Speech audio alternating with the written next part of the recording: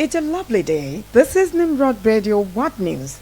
My name is Bimpe Esan Adedeji. We will be looking at the news stories headlines first. An activist in America killed in a protest in West Bank has been led by an official in Palestine. Great effect on Palestinians as Israel withdraws from Jenin. Destructive exit. 17 students killed in elementary school in Kenya.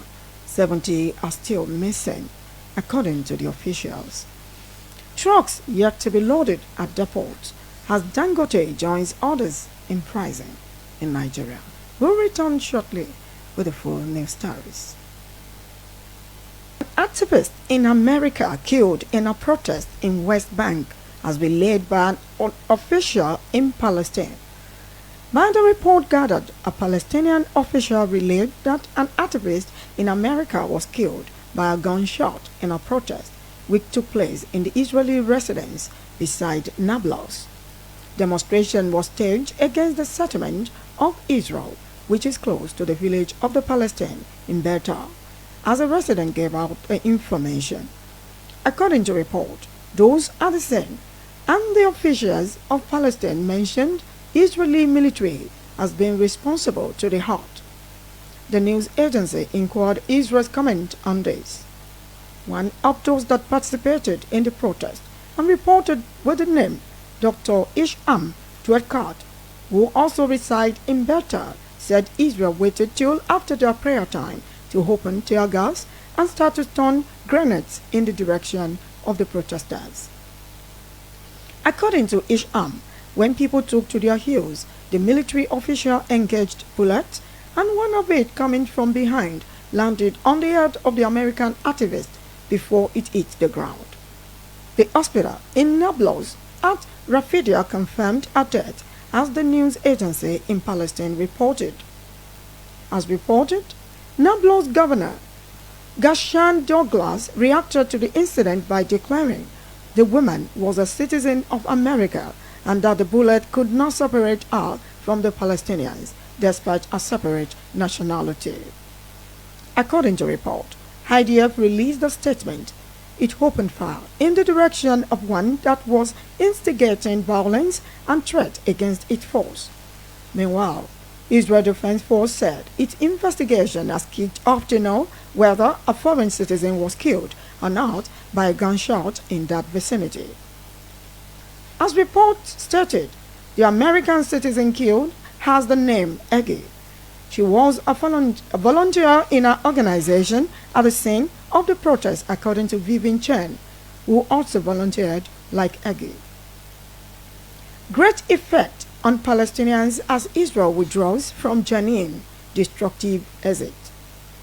According to report, people living in Jenin in West Bank are still recording their losses 9 days after the ferocious operation of Israeli military.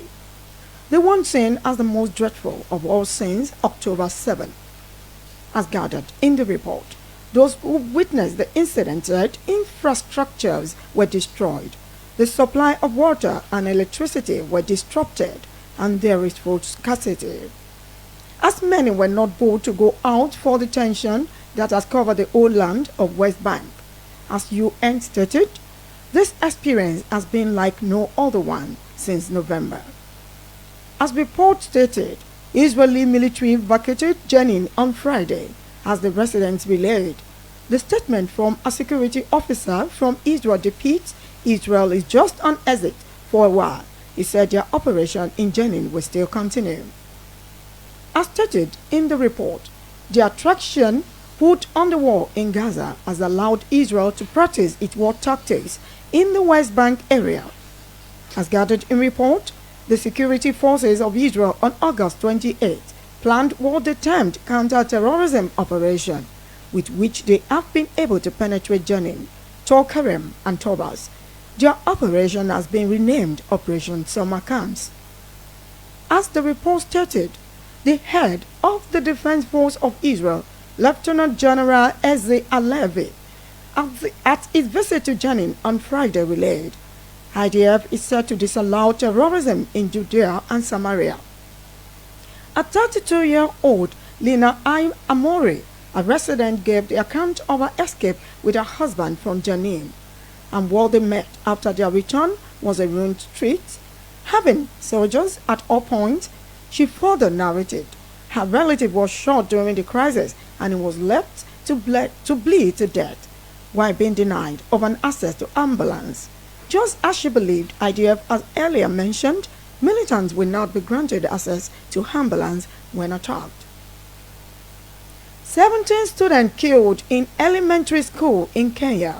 70 are still missing according to the officials. As gathered in the report, not less than 17 students were rendered dead, while 14 sustained injuries by the fire outbreak in the dormitory of an elementary school in Kenya. Authorities declared on Friday that 17 students are still missing as at the moment of gathering the news.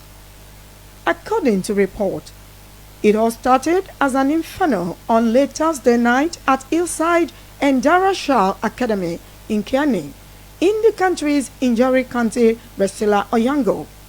As stated by the spokesperson of the police service of Kenya, their bodies was burned to the last layer beyond what anyone could identify. The police is still investigating to know the cause of the fire. She added the public will be informed when they get at it. As reported by the news agency, the government spokesperson Isaac Nwara said on Friday the incident is confirmed as a fire outbreak occurred in the midnight of Thursday in the dormitory for men of a school that has male mixed with female hostel, and the number of the boys in that part of the hostel was 150. Trucks yet to be loaded at depot as Dangote joins others in pricing in Nigeria. As gathered in the report, premium motor spirit known as petrol is yet to be supplied to the oil marketers at the depot of NNPC, though the assurance that the product will be available this weekend was earlier given by the federal government. According to the report of the news agency today, PMS vessels were already at the depot at Apapa and Port Harcourt during the week, but the marketers were yet to have their supply. Queues remain till Friday, though the Minister of Petroleum Resources, Oil, Helen Kane Lokobore, promised sufficient availability of petrol before Saturday.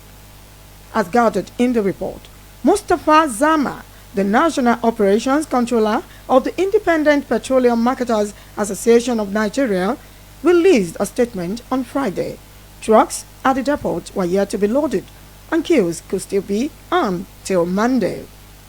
He further stated, the great supply promised by the minister would only be confirmed by Monday. According to Sama, and as reported, while answering the question on whether the expected petrol is coming from the refinery of the businessman Dangote, he was not the right person to say yes or no. NNPC should have an accurate answer to it. In the statement of NNPC on Thursday, and as reported, the product will be out from Dangote's refinery by September 15. According to Sama, and as reported by the news agency, as of Thursday, close to 2,000 petrol tankers were stationed at NNPC depot awaiting the supply of petrol. Before we end the world news on Nimrod Radio Worldwide, let's take a look at the news stories headlines one more time. An activist in America killed in a protest in West Bank has been laid by an official in Palestine. Great effect on Palestinians as Israel withdraws from Jenin. Destructive exit. 17 students killed in elementary school in Kenya. 70 are still missing, according to the officials. Trucks yet to be loaded at depot as Dangote joins others in pricing in Nigeria. That's ending Nimrod Radio World News. My name is Bimpe Esan Adedeji. Thank you for watching. Enjoy the weekend to the fullest.